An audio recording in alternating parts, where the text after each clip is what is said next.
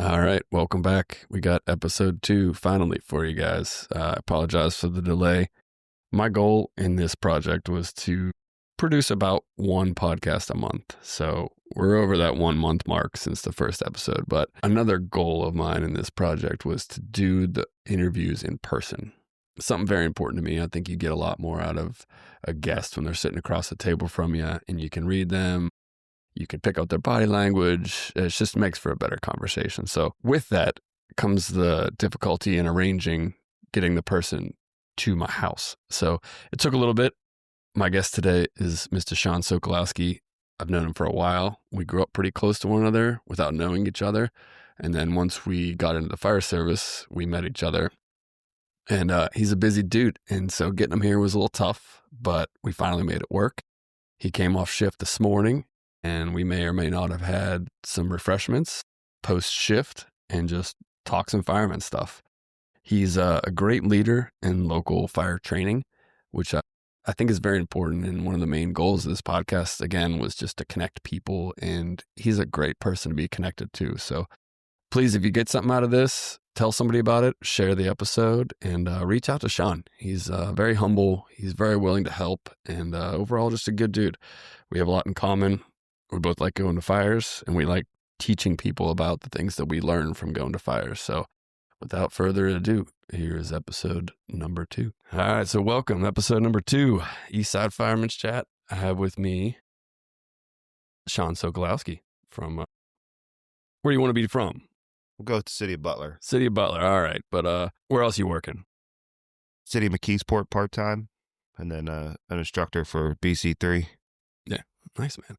So I think we met back in, it's been probably 10, 12 years. It's State been a while. Fire Academy. I think you're up there structures 1 or 2. Yeah. Now it's called something else. But were you at Adams then, I think? Yeah. Yeah. Or I might have still been at Cranberry at the time. Yeah. Oh, that's right, because you had a couple guys from Cranberry. Sean Hayden was with you. Yeah. And you had a group, and I had a group, and it was good. We didn't realize I grew up in North Allegheny, and you go to Seneca? Yep. All right, so that's why I'm superior intelligent to you. No, it was good. I knew a bunch of Seneca kids I worked at Blade Runners. So did I. Okay, I think maybe we talked about this, yeah. Maybe. Yeah, that was like right on the border, so it was Yeah. like kind of cool. You'd meet people from the other school district. And they only hired very attractive females there. They did. And that caused a lot of their other employees some issues. I worked there when I was younger, so those girls were older than me. So I got to watch the shenanigans without being involved in the shenanigans. Cool, man. Well, what got you into the fire service up there? I would say it's probably more or less just a childhood, see the fire truck and follow it down. I didn't really have any family that was involved into it, but growing up, my neighbor down the street, he was a firefighter for Cranberry, and me and his son were real close growing up. So it would not be uncommon that, we'd go up and hang at the fire station when there was an event or whatnot. And then when I turned 16, I could be a junior fireman. I was like, I'll give it a shot, and did that. I guess fast forward to here we are. Yeah. I never really thought as a career of doing this. I don't even think when I joined as a junior, I knew you could do this as a job or a career. Yeah, same here.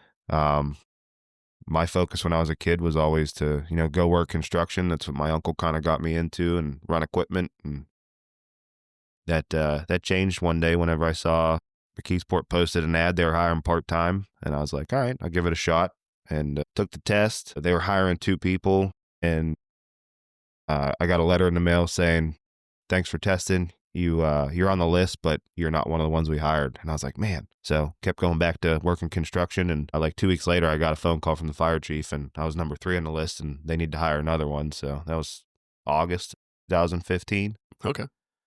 So not to jump ahead. No, it's good. 8 man. years or so, but That's all good, dude. So when you first joined, it was Cranberry as a volunteer? yeah, I joined 2008 in Cranberry as a junior firefighter. Went through and did a lot of my, entry-level training that I was able to as a 16 and 17-year-old. And then I stayed in Cranberry till I was 20. Went over to Adams after that to try out the live-in program. So it was consolidated at that point? Yeah, 'Cause so they went through some... Adams had merged back in 2007, so it was consolidated for quite some time and established. Cool.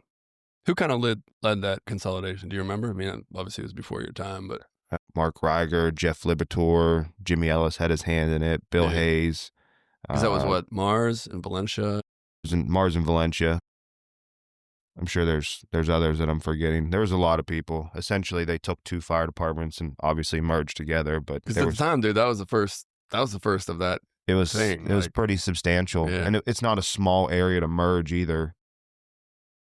And it was an odd dynamic too. So you figure the current day Adams area covers Adams Township, Marsboro, Valencia Borough, and Seven Fields Borough.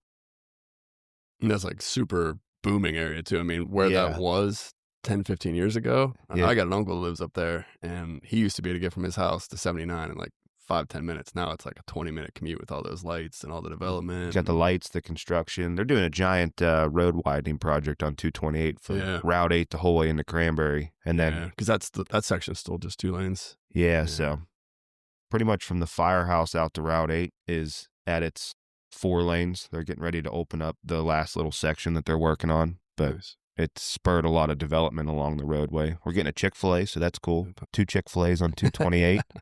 Yeah, I got a good buddy that lives in Seven Fields, so I'm up there. Not all the time, but quite frequently. Yeah. So obviously you mentioned Jimmy, good mentor of yours growing up.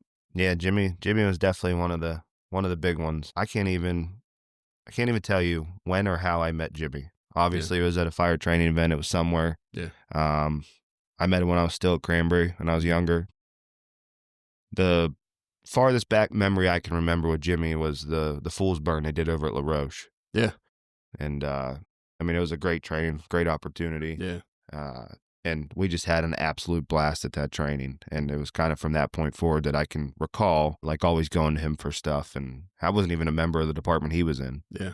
And then, you fast forward to me joining Adams and being a live-in, and Jimmy was the vice president of Adams for a long time until his passing. So, not only that, a senior guy at Adams where he started, but, he was always the go-to guy to go to with something. Amazing. He knew every answer. And with that too, he was never negative. I could never embody the lifestyle he had of not being negative. Even if I try my hardest, something's always going to give. But, he found the positive in every situation, and, he moved forward.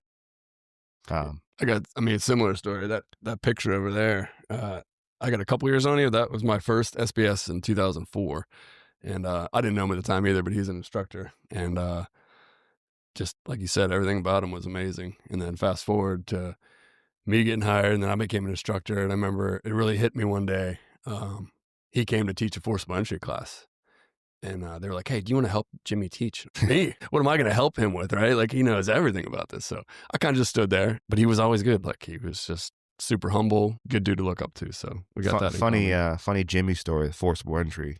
We were doing forcible entry at Adams one night. It was right after he got promoted and went to captain, which put him on a truck company. So we're all sitting there talking, and he goes up to the door to do something, and he was taking a second to think about something, and I made the joke. I said, what, you're on a truck now? You can't do forcible entry? And he spouted something off real quick, and for me to go do, and it caught me completely off guard, and I froze. And I was like, well, shouldn't have made that comment. So you kind of touched about it, just like to try to go through your progression, but you got hired in McKeesport first, part-time? Yeah, so you worked there for a couple years? McKeesport was August of 2015. I got hired part-time. I loved it in the sense of I got to go get paid to be a firefighter and whatnot. But there was a time at the beginning there, I was like, I went from being in a volunteer fire department to now working 24-hour shifts. I was like, I don't know if this is for me. Like, I was missing out on stuff at home that I wanted to do, and it was really just the volunteer fire department, as weird as that sounds. But, I mean, you can attest to it. It's different. And but I was like, no, I need to stick this out. So I did, obviously, and one of the best choices I've ever made. It obviously led me to where I am today and let me progress to where I am. But talk about just a huge difference of, culture, environment, going from, the Cranberry Mars area down to the Mon Valley and McKeesport. But what an experience. Yeah. No, we have that in common that most people don't do. We're weird Yinzers that cross the rivers. Growing up in the North Hills, I mean, my family hates coming down here. So what got you into Butler? What brought you home back to the city of Butler? So I was always looking for a full-time job, obviously. McKeesport, I was obviously part-time, and we hire from the part-time ranks. Yeah. So it's just a waiting game of when your turn is that you get offered. So while working in McKeesport, I was testing other places. I worked for Greenville Borough for a couple years. I had applied to Swissvale, just trying to find a second part-time job in the meantime. That way I could work just fire jobs. And then Butler tested part-time. So I took that test. The process was forever. The city kind of stalled on the hiring process, but ended up getting hired in Butler in October of 2017, I think it was, part-time. And then did like a year part-time, and then got promoted to full-time in September of 2018. The guys that have up there? 18 full-timers and 1 part-timer, and then the fire chief. They 24/48. 96 we just went to. You like that? I do. I think a majority of people do. Some people, I think it's growing on them. Some people don't like it. When they switch to that? July. Okay, so New contract. But it has its perks. It also has its, if you have a busy 48 hours, then, that might not be something for you. How close are you living-wise to? 4 minutes. Yeah. That helps. So, but like the nice thing for us is it lets your shift be together for a longer period of time. So you're working on projects, or, spirits are up, things are going well. Like you get to keep that going rather than break apart for another couple of days. They got 2 stations? No, we're down to 1. Okay. We closed our second station. That was back in the mid to late 80s. Okay. Cool, man. So the 3 to a shift? What's that? 3 to a shift? So with the new contract, we went from 4 shifts to 3 shifts, but we kept our manning. So there's actually 6 assigned to a shift. Oh, okay. We worked down to a minimum of 4. So they run you run an engine and a truck? Yeah. 3 on each? So it's truly up to the officer in charge of the shift how they want to lay it out. But if we're at full staffing, then we'll ride 3 and 3. If we're at 5, it's kind of up to that officer. If the third guy's on the truck or the engine, and then obviously if we're down to just 4, then it's 2 and 2. So minimum is 4? Yeah. Cool, man. So what's day-to-day like up there? Is it busy? For our shift, since we switched, not really. Yeah. We're the slowest shift out of the 3 of them. We're turn 2. Turn 1 has been getting crushed almost every shift. So they don't like us, and some of us don't like them because, it's a long day for 48 hours if you're not busy. Yeah. I think our busiest day was actually the other day, and I think we had 10 calls in 48 hours. Yeah. The other 2 shifts have been averaged in 15 to 20 in the same period. It'll even out. But our shift's been catching all the fires for the most part too. But typical fire department. We come in the morning, check the trucks. We've built a nice relation between the guys that work there now. We've hired, I think, 8 new people in the last 2 years. That's crazy for a department of 18. That's 50% of your workforce is new. So, there's challenges with that too. Yeah. But everybody seems to be in a good spot where they get along. So shift change isn't in and out. Guys are normally hanging out or coming in early, and there's a lot of talk. I know my captain doesn't like that in some aspects because it's like 9 o'clock. He's like, come on, we got to get the rigs checked. But, we make do with it. We make it work. But as it sits right now, it's kind of up to each shift as far as how their day-to-day goes. Obviously, responding to calls if we have any type of inspections, pre-plans, or PR events we have to go to. Try to do like an hour and a half, 2 hours of training a day. Those topics are up to us. Yeah. And then intermix in that, the little odds and end station projects and anything else that arises or pops up. Most of those newer guys, they're younger? Or? Yeah, for the most part. We have a couple of them that maybe not in the last 2 years, but over the last 4 years, we've hired probably 12 or 14 people. Some of them are, middle-aged guys that career change and they want to come in and do this. So it's a mix for sure. But I think our youngest is maybe 23, 24, and our oldest is in their mid to late 50s. But like my captain, he aged out at 65 a few years ago. He did 41 years there. So that's impressive. Yeah. Good. Does that seem to be changing the culture a little bit for the better, you think? Like compared to when you started? Because I've seen the same thing about Lebanon. I'd say yes and no. It's hard to compare because it's 2 different dynamics. Yeah. With any type of organization or whatnot, there's obviously differentiating opinions, especially with age groups. Yeah. So like when I got hired, we were a very senior department. And with seniority normally brings old school mindsets that not necessarily are willing to branch out and look forward to new opportunities. Yeah, absolutely. Where now there's a lot of progressive thinking, I would say, as the group, but we're held back from, just, I don't want to blame it on management, but I mean, things take time to change. Yeah. So I feel like before the firefighters were the holdup in us progressing, where now it's process is holding us up. But it's not bad. Sometimes it lets you sit back and reevaluate what you're trying to do versus what you could have just done. But I think everybody says it. Today's day and age is instant gratification with social media, and you can Google anything. Like, we know what we want it yesterday, and let's move forward to it. Yeah, no, I see the same thing. I mean, if I look at my department from where it was 12, 13 years ago to now, it's substantially different, and for the better. But the same thing, some of the younger guys, they're like, why can't this change tomorrow? I'm like, well, it just takes time. Bear with it, running jokes, a couple more years. Yeah. So you stayed this entire time, stayed with Adams or Cranberry or some sort of volunteer? Yeah. I stayed in the volunteer fire service since I've joined it. Yeah. I think I'm on paper or rosters at a bunch of different places. Yeah. More or less, I just like to go hang out with my friends. Same thing here. I joined in McCandless and Ingomar back in 2004. I stayed pretty active my first couple years when I moved down here. Then marriage, kids, things take a toll on you. I get back up there, but same thing. I'm on paper. My parents live up there, so if I'm around, I'll run a call or two. Thankfully, they don't care about that. They keep my gear hanging there, so shout out to those dudes. Thanks for not taking my gear away. You find any difficulty balancing those two things? I mean, you just go to Adams when you get a chance, or do they have any minimums? Or I find a extreme difficulty in balancing everything in my life. Yeah.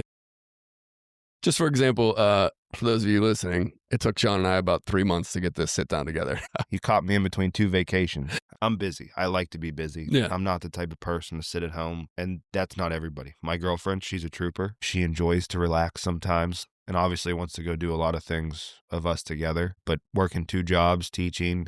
Yeah. I'm the assistant chief at Adams, so I still have responsibilities down there. Yeah. It is a fine balance that definitely overtakes me at times. And I mean, it's difficult, It is. And like you said, you got to have somebody with you that's willing to accept that and willing to. She is unlike anyone else, because I don't think other ones would put up with some of the stuff that, there's long weeks where, we just got home from Florida last week, and I went back to work pretty much almost every day, which allowed me to not have to burn time to take off for these trips. And we're getting on a plane tomorrow at 5 a.m. to go back out of town. Right. But she works a lot too. She's a huge supporter of everything that we do and the things I'm doing. And, she definitely puts her time and effort into her own career and whatnot. So it's a good mix. But I mean, if you look back at it, I definitely think that anybody or any one of us could say, like, I wish we would have got more time doing this, but it's the life that we're going down. And I think we're making the absolute best of it. And hopefully it pays off in the long run to provide even more opportunity for us. Yeah, absolutely, dude. I agree. So one of the things I noticed about Adams, and now that you're assistant chief, you probably have a lot to do with it. You guys got a really good culture up there. I like it. Yeah, so I will take no credit for that. I don't think you'll find a lot of people that will. The person that would probably take the most credit for that, we'll have to grab a beer and we'll go sit by his grave and chat with him. But I mean, Jimmy was a huge inspiration to Adams and where it is today and everything that comes with that. And we talked about his humility and his dedication to the job and whatnot. But like, one of the biggest things Jimmy always told me and everybody is you have to look at somebody for what they're worth. And your 100% doesn't look the same as my 100%. So just because I don't think you're giving 100%, you may be giving 100% of what you can actually give. And as hard as I struggled, I could never always see that. It's a hard thing to do, because who are you going to compare to? You compare to yourself or somebody that you look up to. But he embraced that and saw, like I said, he saw the good in everything. But man, that guy was the backbone to everything. And it's no knock. We have a lot of good people in that organization that put in time, effort, and they have certainly made it progress to where it is today. But when it comes to the culture and the mindset, I think everybody would agree that Jimmy's hand was the guiding light in getting to where it was. And it's been a roller coaster. was good, and then it hit a low point for a while, and then it bounced back. But I mean, all organizations go through changing tides. Cool, man. Yeah. Shout out to Jimmy. Did a lot of good that nobody knows about. So aside from your jobs and all this other stuff, one of the reasons I reached out to you immediately, I was like, Sean is always doing some good training shit. Always. So I actually didn't know that you were behind that 24 ERS stuff either. What's your role in that? Like, is that something that you stole from somebody else, came up with, somebody else's idea? So it's my idea that I stole from multiple other people. So locally, Jimmy and some of the guys used to do some of the South Hills companies. They would do them think weekends up at the college. And essentially it was, just scenario-based training. And then you look out and you see like FDTN doing the fire combat. There's another one. I forget, it's slipping my mind. But all these people were trying to do scenario-based training, which is fantastic. But I wanted to take that one step ahead and encompass everything.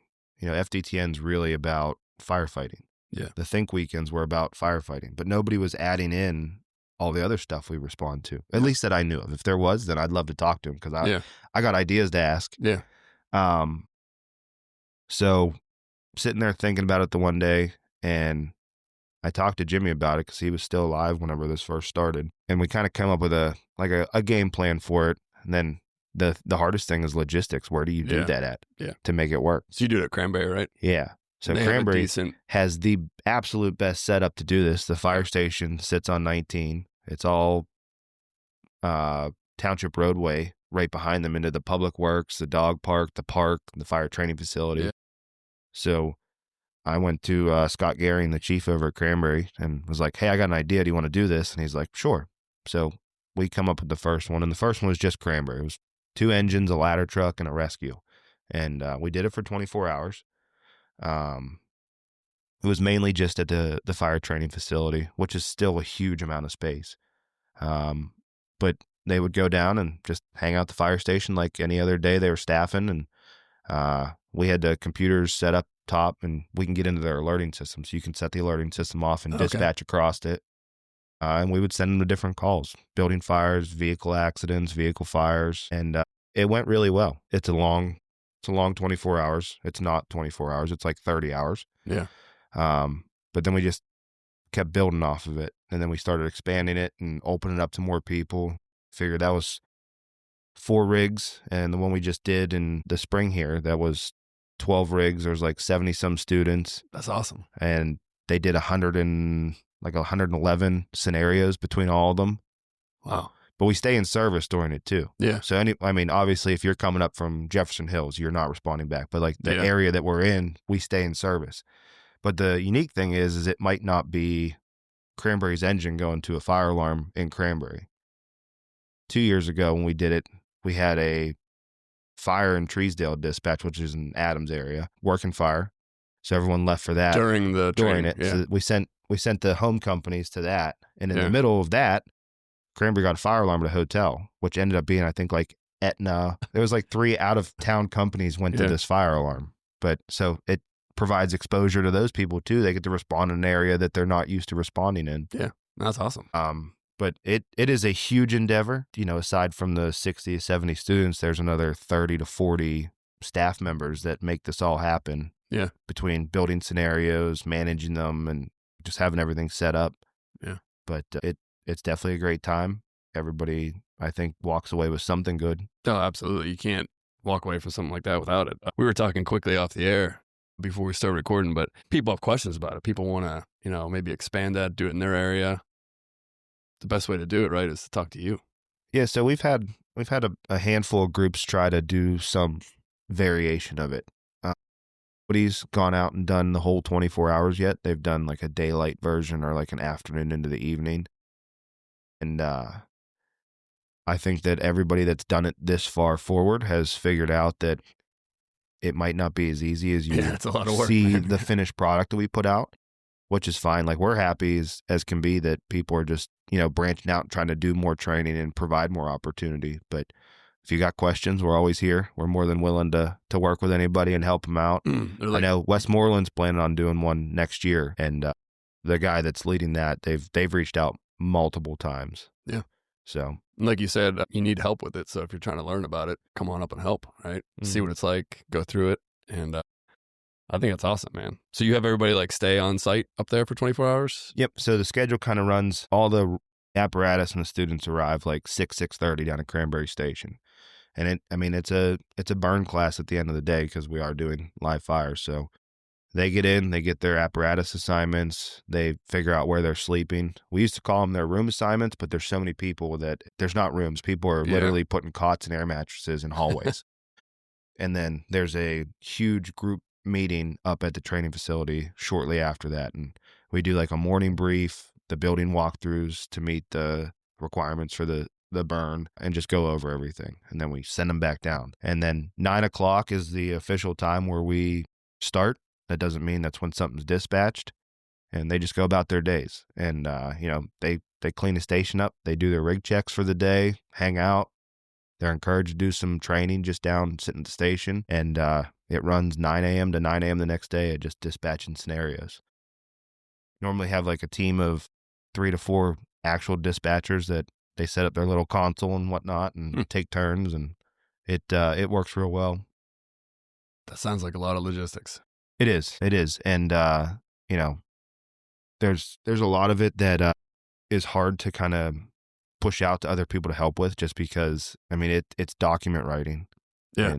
And how do you push it out? Be like, all right, well, you do these 10 scenarios and make sure they're in the same format and you know what's going on. So like last year, or I shouldn't say last year, this last one in the spring, every time I went to work on it, I got busy doing something, whether I was like late at night sitting at work doing it. So I ended up being up the night before Thursday night into Friday, and I was at work. I ended up being up till 3 a.m. finishing all the scenarios for us to start at 9:00 on Saturday morning. That's cool. So far, no major hiccups. How many have you done? I want to say we're at like 11 or 12. Yeah. It's hard to remember. We were doing spring and fall. Mm. And then whenever the Ellis weekend kind of kicked off, we kicked the fall off because of everything going with that. So I would say we've probably done 10 or 11 of the 24-hour version. And the first Ellis weekend, we did a daylight 10-hour version of it for the Ellis weekend. But it's growing. It's got its own apparel line and logo. That's awesome, man. That's awesome. That's the kind of stuff I like to try to put out there for stuff like this, is just coordination between people, reaching out, hooking people up with good ideas. And like you said, maybe somebody does it at a smaller scale, but they learn something from it. So that's cool, man. So getting right into that, you kind of good segue there. What was your involvement with the first Jimmy Ellis weekend? So after Jimmy passed, we went back to Adams for kind of like the wake, if you would call it. And there was a group there that was talking, we need to do a training event for Jimmy. Like that'd be the best way to honor him with how extensively involved he was in training, whether it's the national level, locally. And I was like, oh, that'd be cool. And I even remember saying, it's like, I'll run sandwiches around. I don't care. Like, just let me know when you're doing it. Yeah. And then I didn't hear anything else for a while. And then some of the guys, Danny Doyle, Dave Moore, they had reached out and they wanted to get this going. And they really wanted to get it done in a specific time period to kind of make it close to when he had actually passed. The apprehensions I had with that whenever we started talking is the Butler Fire Chiefs had just finished doing their yearly fire school. And this was going to be like 3 weeks later. I was concerned that we weren't going to get the draw.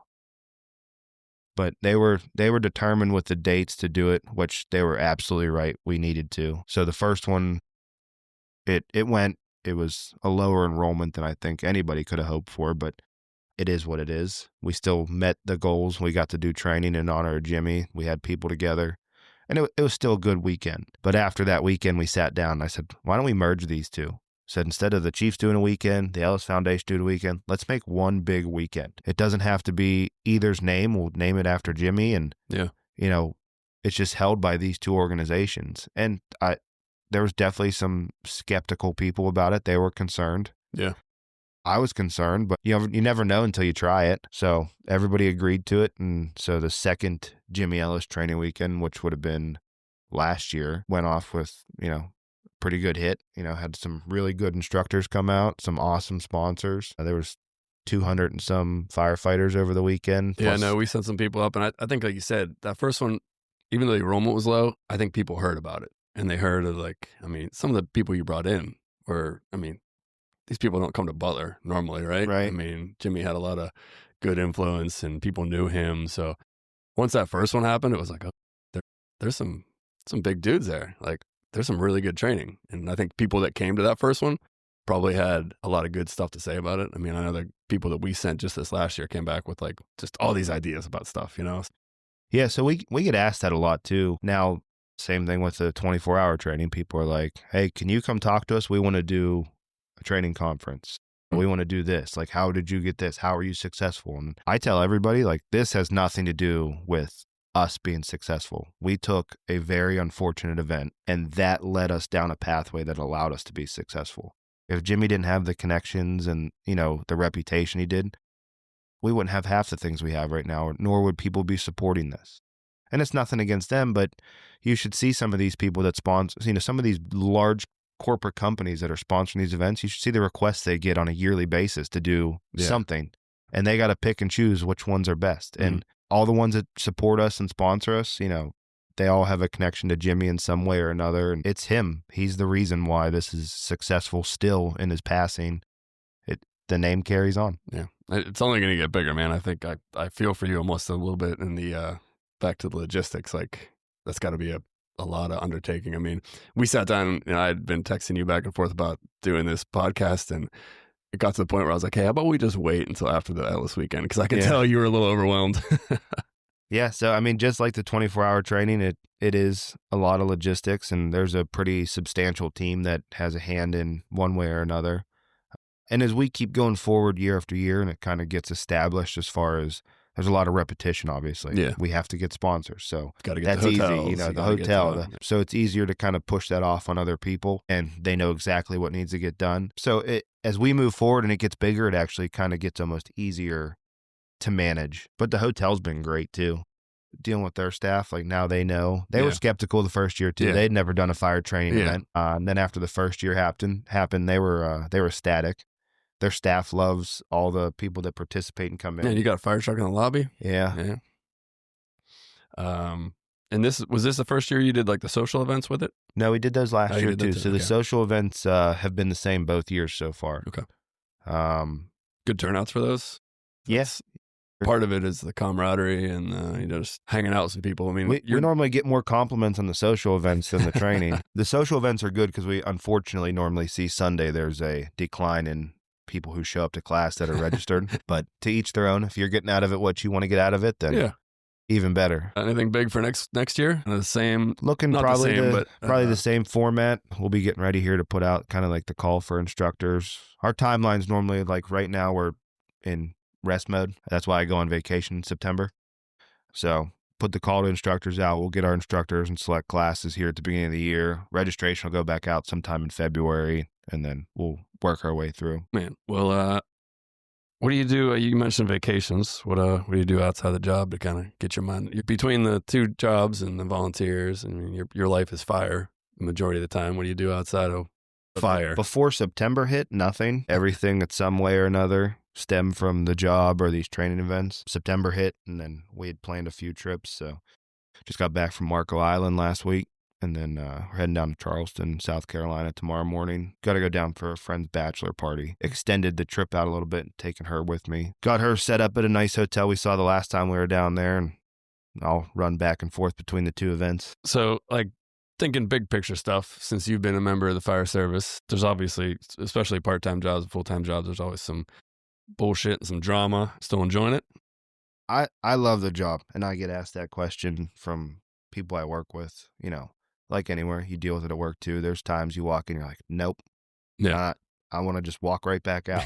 And, you get asked and, why aren't you into it today? It's like, it's not that I'm not into it. I'm not into here right now.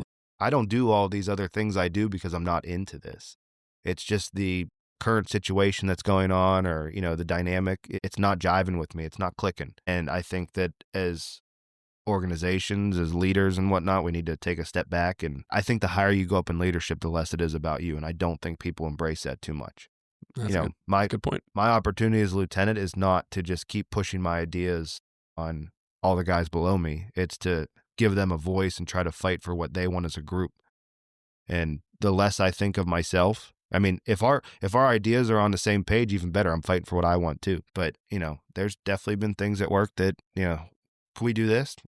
I'm not pulling that line. You are. So if that's the way that you want to do it, then let's see if we can get everyone else on board to pack the lines that way. I think that in too many organizations, we micromanage everything. We worry about the process versus the outcome. This isn't 5th grade algebra. I don't give you extra money because you show me how you got there. I just want that right answer at the end of the day. So as long as you give your expectations of, hey, I want that line to the door quick and we're getting masked up, I don't care how you do it. Just get it done.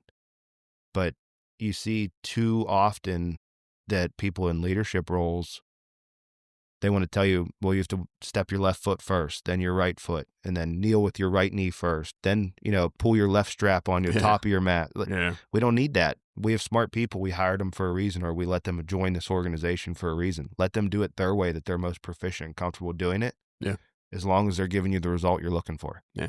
That's good stuff. Anybody you looking up to now? I mean, we talked about earlier some good mentors growing up. We kind of shared some of those guys, but anybody that you kind of like look to now for guidance or ways to do things or mentality, mindset shit? Anybody that is involved with the training events that we do or the organizations or where I work, I look up to all of them. And I don't mean that as some, pat myself on the back. I don't really surround myself with people that aren't going to be pushing for the same things that I do. And I think that anybody could probably say that. And I'm very vocal. If I don't agree with you, I will tell you. I'll gladly listen to your explanation. So there's hundreds of people that I look up to in some shape, form, or way, as far as, what should we do here? How do we do that? And it's also, there's obviously the go-to people, but I think that it's situational dependent. I look at some of the people that I'm friends with and I look up to as subject matter experts in certain aspects. I might call you for one thing, but you're not who I'm going to call for this because I know you don't like this. So, and that's fine. Some people have, that blanket person that they'll go to for everything, and that works for them. But that doesn't always work for me because you might not understand this because it's not something you do. Being in leadership now, has that changed some of the people you look up to? Like I know when I started, just for example, Jimmy. You're looking up to Jimmy because he's a fireman and he does all the right things in the fire scene. Now that you're progressing a little bit in leadership, you look more towards guys that are chiefs, leaders elsewhere for. Yeah. I mean, I've definitely had some good officers coming up through. A few of them are retired now that I still talk to, just bouncing off. Hey, this happened the other day. What's your thoughts on this? And, sometimes they give you the best advice in the world. Other times it turns into, that's why I left. Yeah, we just like a year and a half ago, we went to 2472s. And one of the guys that was retired, I was kind of bouncing ideas off of him. And we used to do the 210s and the 214s. Bless your heart. Yeah. And so the guy that retired was like, he's like, Steve, if I was still working, I would have fought you on that. And I was like, why? It's so much better. And he's like, I'll tell you one thing. The first third of your career, you're just trying to prove yourself. You're really ambitious. You're trying to, make changes. The second, third of your career, you're kind of like, maybe you get promoted. You're still trying to make changes. You're really ambitious. He's like, the last third, you just want to chill. He's like, you don't want change. He's like, I was in the last third of my career. He's like, I would have fought you on those 24s. I kind of see that. And, but no, having people like that have been, they worked their whole life in your career to have those ideas bouncing off of them. That's good. Yeah, for sure. And I get what that guy's saying of coming through. Everyone's kind of in a different point in their career or their life and what they're looking to get out of it. Mm. And I think that's the one challenge for us that work at these smaller career departments is no matter what point in your career you're at the same firehouse. Yeah. Where you can't when you come in, you want to be busy, Yeah. you transfer to this house. If you want to, at the last part of your career, you want to slow down, well, I'm going to go over here because I know I'm not going to do as much. It doesn't matter for us. We're at the same firehouse for the entire career. And if the firehouse is busy, then you're busy. If it's slow, then you're slow. And you got to accept those challenges and put forth the effort that you need to when the time comes. So what do you do when it's slow in Butler? Try to train more or you just embrace it? Lately, we've had a lot of projects going on. So it's been a lot of stuff that's busy work around the station. I can't stand being slow. It drives me insane. But I also don't. Especially for 48. That's a long time I to be don't there like slow. going out the door for, I don't want to call it dumb because somebody called for a reason, but that thing that there's nothing I can do for you, and this is supposed to be handled by somebody else. Yeah. Like, I look at things too as like, not only are we getting tied up on something that we could now be delayed to something more pressing, but Yeah. also in the same aspect, it just opens you up for exposure, maintenance problems, getting a wreck. I mean, this last shift, we didn't do hardly anything for the first 36 hours of it. And then the last 12 hours of our shift was a train wreck. Yeah. And not in a bad way. I mean, our guys did phenomenal, but we had a lot of calls, and we had a lot of serious calls. We had a bad crash with entrapment in the evening, and then woke up in the morning to a house fire. So, I mean, for a fireman, it's probably a dream come true to end your shift that way. Not for report writing. We had a fire last shift at the very beginning, and I would say that's probably worse because then the rest of the shift you just feel like, ugh. Yep.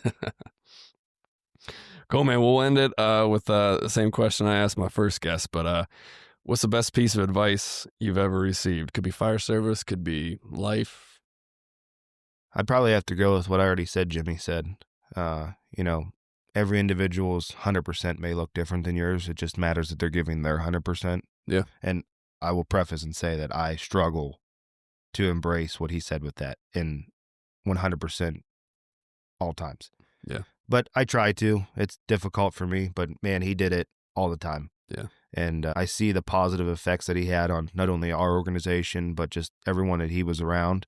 So if he embraced something like that, then it's got to be true. Cool, man. Well, hey, much appreciate you coming out, and get some rest. Enjoy your vacation. Thank you. I appreciate it. Later.